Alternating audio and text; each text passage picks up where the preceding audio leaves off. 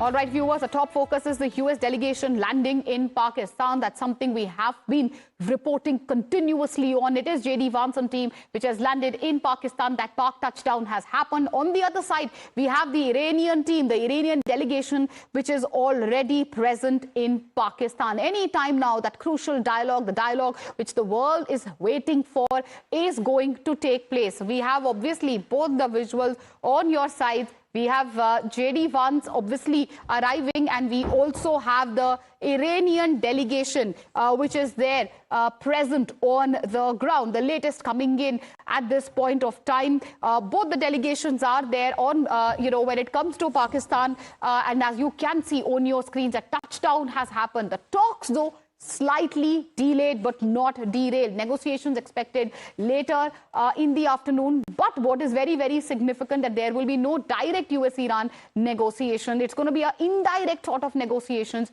which is on the cards. That's the latest coming in at this point of time, viewers. We are obviously bringing you the top 10 developments as well, far as the war and obviously the latest is concerned. We are being joined by Prabhu Dayal, former diplomat with us. We also have all right, we'll be joined by many others as well. At the moment, we have Prabhu Dayal, former diplomat with us. Also, my colleague Mayank is live with us. Let me go to you, Mayank, first. Take us through what's happening far as the latest is concerned. We have both the delegations, US delegation, which has landed, about an hour ago or so. Iranian delegation was already present in Pakistan. Take us through what we can expect.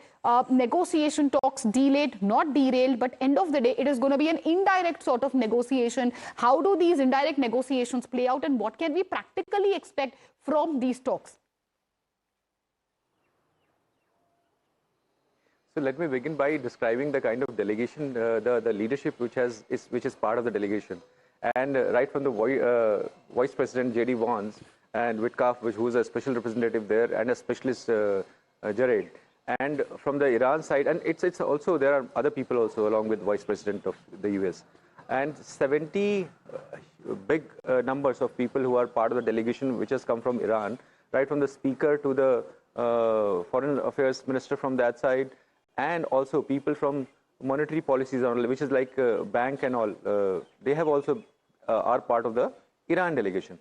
Now, why have I described this entire thing is actually there is a depth in leadership which has joined the discussion, and it also gives a sort of a reflection that people are ready to, and they are mandated and given the power to decide things, and it can be implemented because there is no gap between the leadership and the people who will be ultimately implementing it on the ground. And it gives us sort of a hope for people that at least some decision will be taken and that can be immediately decided. But having said that, let's stop it here, and then it won't be a direct talk as of now, So which would have given a better leeway for people to understand, to decipher, to understand the body languages, apart from the things which will boil down into words, which will be written ultimately in black and white.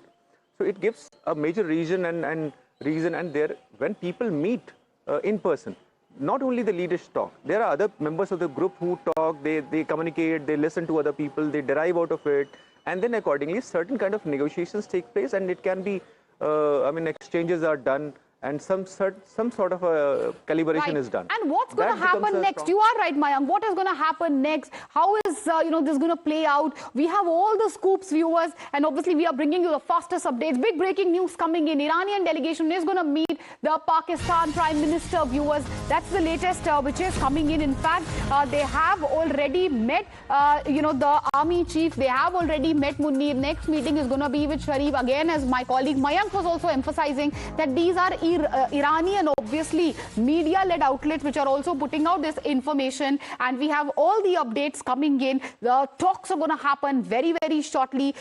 We have obviously, the latest updates coming in. We have someone joining us from Pakistan as well. The Iranian team is going to meet the Pak Prime Minister. The details, obviously, of what's going to happen, what are they highlighting, all of that we have accessed, from obviously far as all of this is concerned. Iran is going to also raise the US breach of commitment, something which they are highlighting. Again, as I was telling you, viewers, we have someone joining us live from Pakistan. Good afternoon. Thank you for joining us. Take us through, what is the latest far as these talks are concerned. We are getting to know that Iranian delegation is going to meet the Pakistani Prime Minister next. What happens next? How do these indirect sort of dialogue, how does this play out? Thank you very much. Actually, an hour before U.S. delegation arrived at Noor Khan Air Base, and the Iranian delegation, as everyone is aware, that they reached Islamabad last night, and now they will meet Prime Minister. So, government of Pakistan has decided, according to sources, that they will have separate meetings. Prior to this, they will meet Prime Minister, and Prime Minister would head the Pakistani delegation, which would include Deputy Foreign Minister and Deputy Prime Minister, Foreign Minister, Mr. Ishaq Dar, and along with other Foreign Office colleagues. So they will just discuss about the 10 points, from Iran, which has presented to Government of Pakistan and to, United States, and they will discuss and they will try to reach the conclusion, and they will think that how we can mediate and how we can just reach to a point from where United States and their delegation agree to their points. So initially it will be a kind of goodwill gesture meeting, and after that, I believe so, Prime Minister would meet U.S. delegation, and then there are high chances that both the delegation, they would sit across the table, and they will discuss about both of the parties. They would exchange their agendas. So let's see what happens. But initially, it would be a multi-days task, and it's not going to end, today. Maybe it will extend tomorrow or day after tomorrow. But I believe so. Both of the parties, they have come here to reach to a conclusion, which is peace. And I believe Iran, they have shown their interest that they want peace. And similarly, United States also wants to have peace in the region. So for that matter, Pakistan, it is being chosen as a land of neutrality. And Prime Minister of Pakistan and Field Marshal, Sayyid Asim Munir, they have played a very key role to bring both the parties on the table, and hopefully, this dialogue continues. If it does not reach to a conclusion, but hopefully it will reach to a positive. Far as the dialogue is concerned, the dialogue is happening, and we have the updates which are coming in at this point of time. Do stay with us. We have a big breaking news coming in. In fact, what is going to happen next, viewers? We have a scoop. Iran is going to raise what they call as US breach of commitment with the Pakistani Prime Minister. We just broke for you what is going to happen next, and now we are giving you an inside scoop, details on what is going to happen. This is what the Iranian media is claiming, something we'd like to highlight. Iranian delegation is going to raise what they call or they feel have been violations from the American side's Iranian media claiming that there have been certain violations of commitment during that meeting, which is going to happen very shortly. And in that meeting, they are going to raise what they call have been some sort of, breach of commitment by the American side. But both side, viewers, are digging in their heels. Will these peace talks lead to something fruitful? We'll have to wait and watch. But since we are talking about Iranians claiming that US has breached certain commitment, let's take a look at how both sides seem to be digging their heels. What is the US saying? US is saying, viewers, stop the enrichment. That's something which US claims. On the other side, you have Iran saying that that's going to be included. Then US says it is not part of the deal. The stance on relief also is very, very unclear. Iran says unfreeze all our assets, lift all the sanctions. Again, contrary reports coming in as to what the US has agreed to. US says open the strait right now. Trump obviously in the past has used some very, very strong language as well. Iran says, well, Hormuz, ours to control. In fact, you have the supreme leader of Iran who has even teased a new sort of module when it comes to Hormuz. Then, far as US is concerned, they have dug in their heels. They have said that in nukes also there will be, no going back. Iran obviously is highlighting their right to enrichment. So what is going to happen when both sides dig in their heels? We have more, breaking news coming in, viewers. Are there some preconditions for starting the negotiations? Well, Iranian media claims, yes, there are preconditions. They are saying that US has agreed to 2 preconditions of Iran. What are these conditions? Again, I'd like to reiterate and highlight claims by Iranian media. They are saying that you free the Iranian assets the talks begin. These are the preconditions laid out. Second is ceasefire in Lebanon. Do a ceasefire in Lebanon, otherwise no talks. Again, Iranian media going on to claim that US is very seriously considering them. How far this is true, how far this is feasible? Let's open it up with our colleagues, guests, everyone who's joining us live on the broadcast as well.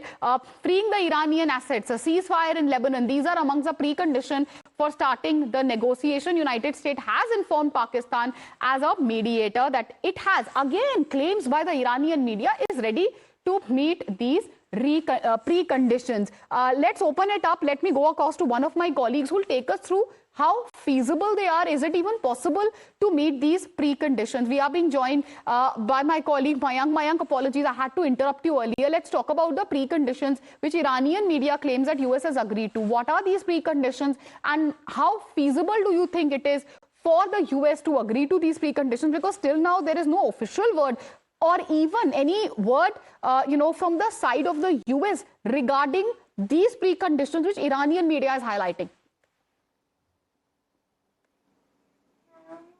So, if conspicuous communication was concerned, Iran had started with Hezbollah, which was Lebanon. But then later on, the kind of reports are coming out, it is also talking about the sanctions, which means about $120 billion are at stake. That's the second point. And third point is cessation of all kind of attacks on them, which is cessation of all operations on them and their proxies, in this case, or support people. In this case, it comes to all, which was Hamas and Hezbollah and Houthis. So if you see, they have encompassed these three important aspects to it. And later on, what you can understand is that they had been keeping a clamp on Strait of Hormuz, even if they are not talking about directly and the reports are not talking about them. So these four things are majorly being discussed about, or they have been put across in so many words. We have Mr. Prabhu Dayal also, who's live with us on the broadcast. So we are highlighting each and every update coming in. Far as these so-called talks are concerned, diplomacy is being overshadowed by doubt. How far do you see, these talks going? Do you see they can lead to a cessation of hostilities? Tehran says we want a permanent end to war. We don't want a temporary truce. But do you even see a temporary truce, sir, at the end of, this ceasefire period? Well, you rightly said that diplomacy is being overshadowed by doubt. But then there is no other route except through diplomacy. And that is why I think that if these talks in Islamabad can yield some positive results, it will be very good for the world. Now, at the moment, it does appear that the respective positions of the United States and Iran are very far apart. You listed the 10 conditions which Iran has put forward as part of its peace plan, but none of these have been found to be acceptable by the Americans till now. In fact, Trump had categorically said that he rejects these 10 points. Now, your correspondent, Mayank, very rightly pointed out at the beginning itself that it would have been more meaningful if these talks would have been direct. Because, for instance, as he said, you could gauge the body language of each side. But given the vast differences in the respective positions of the two sides, it is not surprising that these talks are only going to be indirect. In other words, Pakistan will be relaying messages between the US side and the Iranians. Now, of course, a very important condition which Iran has put forward is that the ceasefire should apply across the region, and that is to say, Lebanon should be included. Now, of course, there are going to be talks between Lebanon and Israel, which will be taking place in Washington next week. But these talks are going to be between the Lebanese government and Israel. The key player in this context is not the Lebanese government, it is Hezbollah. Now, the difficulty is that Israel wants to completely destroy the Hezbollah. It doesn't want to talk to the Hezbollah. And on the other side, Iran insists that Hezbollah should be covered by any peace agreement. Well, but that's, again, those are the conditions of Iran. Far as Israel is concerned, they seem to be pounding Hezbollah even till today morning, even though there are obviously reports of a parallel sort of talks which are going to happen in Washington when we speak of Lebanon and Israel. Do stay with us. So we have a big breaking news coming in. You were rightly pointing out peace talks. Will they take off or will they crash? Iran seems to be warning the US ahead of these peace talks. No deals if the conditions favor Israel. Iran says they will not accept Israel-driven agenda. So Iran clearly drawing the red line, isn't it, viewers? When it comes to, Iran, they seem to be saying that they will not accept any sort of Israel first deal. Iran draws the red line right before the talks. They say they're setting the terms. Deal is possible, but their conditions are non-negotiable. Now, what is it that Iran has officially said? If we negotiate in Islamabad with representative of America first, an agreement beneficial to both sides and world is possible. However, if we face representatives of Israel first, there will be no deal. We will inevitably continue our defenses even more vigorously than before. World will face a greater cost. That's the latest which is coming in at this point of time, viewers. We are obviously highlighting the latest for you. Iranian delegation is in Islamabad.